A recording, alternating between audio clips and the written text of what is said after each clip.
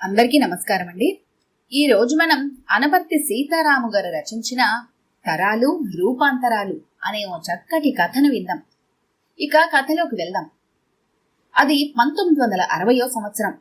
ఇల్లంతా కడిగి ఇంటిని ముంగటిని ముగ్గులతో ముస్తాబు చేసి ద్వారాలకు మామిడి తోరణాలు కట్టి గుమ్మాలకి పసుపు కుంకుమ పూసి అందంగా ఇంటిని అలంకరిస్తుంటే అదెంతో చూడముచ్చటగా అనిపించింది వాసంతికి. అంతలోనే ఇప్పుడు ఈ ముస్తాబంతా ఎందుకు అని కూడా అనిపించింది. కారణం తల్లిని అడుగుదామనుకుంది కాని సంగీతం క్లాస్కి టైం అయిపోవటంతో క్లాసు నుండి వచ్చిన తర్వాత అడిగి తెలుసుకోవచ్చులే అనుకొని హడావుడిగా బయలుదేరుతూనే లోపలి గదిలోకి వినిపించేలా చెప్పింది. అమ్మా, నే వెళ్ళొస్తాను. గుమ్మం దాటి బయటకు వెళ్లకముందే కూతురు వెనకే వచ్చి చెప్పారు అన్నమ్మగారు. వాసంతి, రేపు సంగీతం క్లాస్కి రానని మీ టీచర్ గారికి తెలియజేయి. ఏమ్మా, ఏమైనా పండగ? అవును, పండగే. అలాగే, కానీ ఈ వారం కొన్ని ముఖ్యమైన పాఠాలు చెబుతానన్నారు కాబట్టి ఎవరిని మానవద్దని ముందుగానే అందరికీ చెప్పారు. ఇప్పుడు ఈ విషయం టీచర్తో ఎలా చెప్పడం అని తల్లి వైపు ప్రశ్నార్థకంగా చూసింది వాసంతి. పిచ్చిపిల్ల, ఆడపిల్లికి ముఖ్యమైన పాఠాలు పరీక్షలు పెళ్లి చూపుల కంటే ఇంకేముంటాయే? పెళ్లి చూపులా? ఎవరికమ్మా? ఆమె విశాలమైన కనుల్లో ఆశ్చర్యం తలుక్కున తొంగి చూసింది. అయ్యో, ఈ కాలం పిల్లవి కాదు తల్లి, నువ్వు అన్నీ వివరించి చెప్పాలి. రేపు నిన్ను చూసుకోవటానికి పెళ్లివాళ్ళు వస్తున్నారు అన్నారు అన్నమ్మగారు. నాకు పెళ్లి చూపులా? ఎందుకే ఆశ్చర్యం? నీ కాకవారెవరికి? అమ్మా, నాకప్పుడే పెళ్ళేమిటమ్మా అంది వాసంతి. ఏ వయసులో జరగాల్సిన ముచ్చట మురిపెం ఆ వయసులో జరిగితేనే అందం అనుకువ. మాట్లాడకుండా వెళ్ళిరా. చిరుకోపం ప్రదర్శించారు అన్నమ్మగారు. వాసంతి ఆలోచనలో పడింది. ఆలోచిస్తూనే తల్లికి ఎలా చెప్పాలో తెలియక నాంచుతోంది. అన్నమ్మగారికి ఆ విషయం గ్రహింపుకొచ్చి మనసులో ఒక నిర్ణయానికి వచ్చేస్తూ లోపలికి వెళ్లబోతే వాసంతి ఆపింది. అది కాదమ్మా, నాకు సంగీతం టీచర్గా ఉద్యోగం చేయాలనుంది. మరొక సంవత్సరం నేర్చుకుంటే చాలు, ఉద్యోగానికి అప్లికేషన్ పెట్టుకోవచ్చు. ఈ ఒక్క విషయంలో నా మాట కాదనకమ్మా అని ప్రాధాయపూర్వకంగా అడిగింది వాసంతి. వాసంతి, ఆడపిల్ల ఉద్యోగం చేయడం మన ఇంటా వంటా లేదు. ఇంకా నయం, ఈ మాట మీ నాన్నగారితో అన్నావు కాదు. 2 కాళ్లు విరక్కొట్టి నీ మెడలో ఇప్పుడే ఆ 3 ముళ్ళు వేయించేస్తారు. అయినా ఇంతవరకు నేర్చుకున్న సంగీతం పాఠాలు చాలుగాని చక్కగా పెళ్లి చేసుకుని భర్త పిల్లలతో 100 ఏళ్లు కలకల్లాడుతూ ఉండు. కన్నవారికి అంతకు మించిన ఆనందం మరేమీ ఉండదు అనే మరో మాటకు చోటివ్వకుండా వడివడిగా వంటగదిలోకి వెళ్లిపోయారు ఆవిడ. దాంతో వాసంతికి ఏం చేయాలో తోచక నిలబడిన చోటే విగ్రహం అయిపోయింది. సంగీతం టీచర్గా ఉద్యోగం చెయ్యాలని తనెన్నో కలలు కన్నది. కలలన్నీ వికసించకుండానే వాడిపోతున్నాయి. తనెంత నచ్చజెప్పినా తల్లి తండ్రి తన మాట వినరు. తండ్రి ఎదురుగా నిలబడి మాట్లాడే ధైర్యం తనకి లేదు. ఈ జన్మకు ఇక తన బ్రతుకింతే అని ఆలోచించి మరేం చెయ్యలేక రాజీకొచ్చినట్టుగా నిట్టూర్చింది వాసంతి. అది 1979వ సంవత్సరం. సునంద, రేపు కాలేజీకి లీవు పెట్టమ్మా. మరో మాట, రేపు ఉదయం నీ స్నేహితురాళ్ళందరినీ ఇంటికి ఆహ్వానించు. ఎందుకమ్మా? ఎందుకేమిటే, నిన్ను చూసుకోవటానికి రేపు పెళ్లివాళ్ళు వస్తున్నారు. అదేంటమ్మా, అన్నయ్య పెళ్లి కాకుండానే నా పెళ్ళేమిటి? అన్నయ్య చదువింకా పూర్తి కాలేదు కదా. మరి నేను కూడా ఇంకా చదువుకుంటున్నాను కదా. నిజమే, కాని ఈ సంవత్సరం నీ చదువు పూర్తవుతుంది కదా. ఇప్పటి నుండే సంబంధాలు వెతికితే అప్పటికొక మంచి సంబంధం కుదురుతుంది. ముహూర్తాలు కూడా అప్పుడే పెట్టుకోవచ్చు. కూతురి మనసు నొచ్చుకోకుండా చెప్పింది వాసంతి. అమ్మా, నువ్వేమీ అననంటే నాదొక చిన్న మనవి. ఈ పెళ్లి సంసారం అది నాకప్పుడే వద్దు అని ఇంకా ఏదో చెప్పాలనుకుంటూనే ఆగి తల్లి మొహంలోకి చూసింది సునంద. సునంద, వయసొచ్చిన ఆడపిల్ల అలా మాట్లాడకూడదు. అసలు నీ మనసులో ఏముందో చెప్పు చిరుకోపంతో ప్రశ్నించింది వాసంతి. నాకు ఉద్యోగం చేయాలనుంది అని వాసంతిని ఆలోచనల్లో పడేసింది సునంద. తన పెళ్లి చూపులకు ముందు తల్లికి తనకి ఇదే విషయంలో వాగ్వివాదం జరిగింది. సంగీతం టీచర్గా ఉద్యోగం చేయాలనుకున్న తన కోరిక ఏమాత్రం లక్ష్యపెట్టలేదు తన తల్లి. నిజానికి ఇందులో ఆమె తప్పేం లేదు. ఆనాటి కట్టుబాట్లు అలా ఉండేవి. ఆ కట్టుబాట్లు ఎలా ఉన్నా ఒక విషయంలో మాత్రం తన అదృష్టవంతురాలు. 4-5 సంబంధాలు తిరుగుముఖం పట్టాక ఒకరోజు రాజమండ్రి నుండి వచ్చిన పెళ్లివారికి తను నచ్చటం, ఇరుపక్షాల పెద్దలకు అంగీకారమై అదే సంవత్సరంలో తన పెళ్లి కూడా జరిగిపోయింది. దాంతో పెళ్లి, సంసారం, పిల్లల్లో పడి సంగీతం సంగతే మర్చిపోయింది కొంతకాలం. తరువాత తను నేర్చుకున్న సంగీతానికి కాస్త సార్థకత లభించినా చాలు అనుకొని ఆత్మ సంతృప్తితో, ఆశయంతో నలుగురు శిష్యురాళ్లను చేరదీసి తను నేర్చుకున్న 4 సంగీతం ముక్కలు ఉచితంగా బోధిస్తోందిప్పుడు. ఈ విధంగానైనా తన ఆశయం కొంత మేరకు నెరవేర్చగలిగిందంటే దానికి తన భర్త ఇచ్చిన ప్రోత్సాహం, సహకారమే కారణం. ఇదంతా తన అదృష్టం కాక మరేమిటి? అయితే ఆనాడు తను తన తల్లిని కోరినట్టే తన కూతురు కూడా ఈనాడు తనను కోరుకుంది. రోజు వేరు, ఇప్పటి రోజులు వేరు. దాని కోరికను మొగ్గలోనే తుంచేయటం భావ్యం కాదు. తన భావాలన్నీ తను ఈనాడు తన కూతురులో చూస్తోంది. బహుశా కోరికలు సైతం వారసత్వమే కాబోలు. ఏంటమ్మా ఇంతలోనే మళ్ళీ ఆలోచన అని సునంద అడిగేసరికి వాసంతి ఈ లోకంలోకి వచ్చింది. సునంద, ఉద్యోగం చేస్తావా? ఇదివరకెన్నడూ ఈ మాట నాకు చెప్పలేదే మరి? ఇంకా నా చదువు పూర్తి అవ్వలేదు కదమ్మా. ఈ సంవత్సరం ఫైనల్ ఎగ్జామ్స్ రాసేసి ఉద్యోగ ప్రయత్నాలు చేస్తాను. అది నువ్వు ఒప్పుకుంటేనే అంది సునంద. కానీ ఏ ఉద్యోగం చేస్తావు? ఏదైనా మంచి ఉద్యోగం, అంటే 10 మందికి ఉపయోగకరంగా అనిపించేది. అలాగే, కాని చిన్న షరతు. తల్లి వంక ప్రశ్నార్థకంగా చూసింది సునంద. నీ పరీక్షా ఫలితాలు వచ్చాక 1 సంవత్సరం టైం ఇస్తాను నీకు. ఏ ఉద్యోగ ప్రయత్నాలు చేసినా ఆ 1 సంవత్సరంలోనే చెయ్యాలి. ఉద్యోగం వచ్చినా రాకపోయినా సంవత్సరం పూర్తయిన వెంటనే పెళ్లి చేసుకోవాలి నువ్వు. ఒకవేళ పెళ్లికి ముందు నువ్వు అనుకున్న ఉద్యోగం రాకపోతే పెళ్లయ్యాక నీ భర్త సహకారంతో నీ ఉద్యోగ ప్రయత్నాన్ని విజయవంతంగా చేసుకో. ఉత్సాహంతో అంతా వివరంగా చెప్పింది వాసంతి. అమ్మా, నీ ఆలోచన అద్భుతంగా ఉంది. కానీ రేపు పెళ్లివారు వచ్చేశాక నాన్నగారు ఏమంటారో?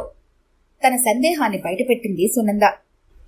రాణి, నీకు నాకు ఈ సంబంధం నచ్చలేదని ఖచ్చితంగా చెప్పేద్దాం. దాంతో సునంద తేలిగ్గా ఊపిరి తీసుకుని, మా బంగారు అమ్మ అని చటుక్కున ఉంగి తన బుగ్గ మీద స్పృశించి చిన్నపిల్లలా పరుగు తీసిన సునందని చూసి దోలాంటి తృప్తితో, ఆనందంతో నిండిపోయింది వసంతి మనసు. అది 2000 సంవత్సరం. ఏ ఐశ్వర్య, ఏంటి మమ్మీ అంటూ చలాకీగా హాల్లోకి వచ్చింది. రేపు ఆఫీస్కి లీవ్ పెట్టమ్మా, నిన్ను చూసుకోవటానికి పెళ్లివాళ్ళొస్తున్నారు. పెళ్లివారా? నా కోసమా? అలాగే మమ్మీ అనలేదు బుద్ధిగా ఐశ్వర్య. కళ్ళను తమాషాగా తిప్పి భుజాలు చమత్కారంగా ఎగరేసి, ఏ లోకం నుండి దిగొస్తున్నారు మమ్మీ అని అడిగింది. సునంద భక్కున నవ్వి, విజయవాడ అనబడే గంధర్వలోకం నుండి అంది. మమ్మీ, వారిని ఎవరు పిలిచారు? మీ డాడీ. డాడీకి చాదస్తం మరీ ఎక్కువైపోతోంది ఈ మధ్య. నా అభిప్రాయంతో పనిలేదా మీకు అంటూ అంతలోనే అంతెత్తున ఎగిరిపడింది. ఇందులో చాదస్తం ఏముంది? మీ డాడీ నేను సర్వీస్లో ఉండగాని అయితే నీ పెళ్లి కాస్త ఘనంగా జరుగుతుందని మా ఆలోచన. దాంతో మా ఇద్దరికీ నిశ్చింతగా ఉంటుంది. అంతకంటే వివరంగా ఎలా చెప్పాలో తెలియలేదు సునందకి. అంటే మమ్మీ, నన్ను తొందరగా పరాయిదాన్ని చేసేస్తారా? ఐశ్వర్య అలా అడిగేసరికి సునంద కళ్లల్లో నీళ్లు తిరిగాయి. అయినా తమాయించుకొని మామూలు స్వరంతో చెప్పడానికి ప్రయత్నిస్తూ చెప్పింది. ఐశ్వర్య, అంతంత మాటలెందుకమ్మా? అబ్బాయి మంచివాడు, అందమైనవాడు, మంచి ఉద్యోగం ఉంది. అందుకే ఈ సంబంధం మీ డాడీకి బాగా నచ్చింది. మమ్మీ, నచ్చవలసింది నాకా డాడీకా? నీకు నచ్చితేనే కదా మాకు నచ్చేది. అయితే మమ్మీ, నాకు బాగా నచ్చిన సలీం గురించి చెప్పనా? ఆమె గొంతులో సడన్గా వచ్చిన మార్పును గమనించింది సునంద. ఆ గొంతుల లాలిత్యం, తీయదనం చోటు చేసుకున్నాయి. ఏ విషయం ఎలా చెప్పాలో, ఏ స్థాయిలో చెప్పాలో అన్నీ ఇప్పటి పిల్లలకు పుట్టుకతోనే అబ్బుతున్నాయి. అన్నీ వాళ్లే నేర్చుకుంటున్నారు. ఎవరికి తల్లిదండ్రుల దగ్గర కూడా లౌక్యాన్ని ప్రదర్శించే ఎత్తుకి ఎదిగిపోతున్నారు. మార్పు సహజమే, కానీ బహుశా ఈ మార్పు అంత ఆరోగ్యకరమైనది కాదనుకుంటాను. మమ్మీ, అక్కడితోనే ఆలోచనలకు బ్రేకేసి నేను చెప్పేది పూర్తిగా వింటావా? సునంద ఆలోచిస్తూనే వింటున్నట్లుగా తలూపింది. మమ్మీ, సలీం మా కంపెనీలోనే సేల్స్ ఎగ్జిక్యూటివ్గా వర్క్ చేస్తున్నాడు. సలీం ఎంత సిన్సియర్గా, స్పీడ్గా వర్క్ చేస్తాడో తెలుసా మమ్మీ? I love Salim. నేనే కాదు, మా ఎండీ సార్ కూడా సలీం ఎంతో లైక్ చేస్తారు. మమ్మీ, సలీంకి నేనంటే ఎంత పిచ్చనుకున్నావు? నన్ను చూడగానే అంతవాడు ఇంతవాడై హాయ్ ఐశ్వర్య అంటూ నా చుట్టూ చేరి ఎన్నెన్నో కబుర్లు చెబుతాడు. ఎంతో నవ్విస్తాడు. నిజంగా మమ్మీ, సలీం చేరువలో ఉంటే టైం అస్సలు తెలియదు. అతను తోడుంటే లైఫ్ ఎంత ఎంజాయ్మెంట్ ఉంటుందో చెప్పలేను అని గలగలా మాట్లాడేసి ఒక క్షణం ఆగి స్థిరంగా చెప్పింది. నాకు పెళ్ళంటూ జరిగితే అది సలీంతోనే. సునంద ఆలోచనలో పడింది. ఐశ్వర్యని తానేనాడు కూతురిలా పెంచలేదు, స్నేహితురాలుగా మసిలింది. ఐశ్వర్య కూడా మొదట్లో తనని తల్లిగా అభిమానించిన యుక్త వయసు వచ్చాక స్నేహితురాలకు చెప్పినట్టుగా అన్ని విషయాలు చెప్పేది. కాలేజీ విషయాలు, లెక్చరర్స్ చమత్కారాలు, కో ఎడ్యుకేషన్లో మగపిల్లల ఆగడాలు, అల్లర్లు, దానికి అమ్మాయిలలా స్పందించేది అన్నీ చెప్పేది. ఏదీ దాచేది కాదు. ఉద్యోగం చేస్తున్నప్పటి నుండి ఐశ్వర్య ధోరణి కొంతవరకు మారింది. తన మనసులో భావాలని చెప్పేది కానీ పెళ్లి మాట ఎత్తితే దాదాపు తిరుగుబాటు చేసేది. పెళ్ళంటే విముఖత అనుకుందే కాని అసలు కారణం దాని మనసులో ఉన్న సలీమని అప్పట్లో తెలీదు తనకి. ఐశ్వర్యది అంత నిక్కచ్చితనం. దేనికి భయపడదు. ఏ పని చేసినా కాన్ఫిడెంట్గా చేస్తుంది. తను చేసేది తప్పనిపిస్తే అక్కడితో కట్ చేస్తుంది. తనకి తెలిసి తన కూతురేనాడు తప్పు చేయలేదు. దాని సెలక్షన్లో ఏ లోపం లేదు. ఎటొచ్చి ఇది జీవిత సమస్య కాబట్టి ఆ అబ్బాయిని ఒకసారి ఇంటికి పిలిపించి మంచి చెడు తెలుసుకుంటే సరి. అబ్బాయి మంచివాడైతే ఇద్దరికి పెళ్లి చేయొచ్చు. మంచివాడు, గుణవంతుడు కాకపోతే ఆ విషయం కూతురికలా నచ్చచెప్పి ఒప్పించాలో, దాని మనసులెలా మళ్లించాలో తనకు తెలుసు కాబట్టి ఆలోచించి భర్తను కూడా దృష్టిలో పెట్టుకుని అప్పుడే ఒక నిర్ణయానికి వచ్చి చెప్పింది. ఐశ్వర్య, ఎల్లుండి ఆదివారం సలీంని మన ఇంటికి లంచ్కి ఆహ్వానించు. ఐశ్వర్యకు ఆశ్చర్యంతో నోట మాట రాలేదు. మమ్మీ, నిజంగానా అని ఎగిరి గంతేసినంత పని చేసింది. అక్షరాలా నిజమే. మరి డాడీ సంగతి? మీ డాడీని నేను ఒప్పిస్తానుగా. నువ్వు చెప్పిన లక్షణాలన్నీ ఆ అబ్బాయిలో ఉంటేనే నేను మీ డాడీ మీ పెళ్లికి అంగీకరిస్తాం. అలాగే ఆ అబ్బాయి తల్లిదండ్రుల్ని ఒప్పించవలసిన బాధ్యత కూడా ఆ అబ్బాయి మీద పెడుతున్నాం అంది సునంద. షూర్ మమ్మీ, సలీం వాళ్ళ పేరెంట్స్ కూడా తప్పకుండా మా పెళ్లికి ఒప్పుకుంటారు. ఆ బాధ్యతంతా సలీం చూసుకుంటాడు. మమ్మీ, ఈ గుడ్ న్యూస్ అర్జెంటుగా సలీంకి చెప్పాలి. బాయ్ మమ్మీ అని టిఫిన్ బాక్స్ పట్టుకుని వడివడిగా సంతోషంతో గంతులేసుకుంటూ వెళ్లిపోతున్న ఐశ్వర్యను చూస్తూ అనుకుంది సునంద. ఆ రోజుల్లో తమకంత స్వేచ్ఛ లేదు. అప్పటి తమ ప్రపంచం చాలా చిన్నది. కాని ఇప్పుడు తన కూతురు పెరుగుతున్న ప్రపంచం ఎంతో విశాలమైనది. తన ఆలోచనలతో దాన్ని మరింత విశాలం చేసుకుంటూ ముందుకు సాగిపోతుంది. తరాలు మారుతున్నాయి. తరతరానికి కొత్త చైతన్యం సంతరించుకుంటోంది. అలవాట్లు మారుతున్నాయి. ఆలోచనల్లో అంతర్యాలు ఏర్పడుతున్నాయి. జీవన విధానమే మారింది. కొత్త అభిరుచులు మొగ్గతొడుగుతున్నాయి. స్వేచ్ఛ జీవితానికి శ్రీకారం చుట్టి తన జీవితానికి పట్టిన చీకట్లు తొలగించుకుని తానే వెలుగుకి ప్రతిరూపమవుతోంది. తనకే అవరోధాలు, అడ్డంకులు రాకూడదు. వచ్చినా నిలదొక్కునే మనోధైర్యాన్ని కూడా తానే అలవర్చుకుంటుంది.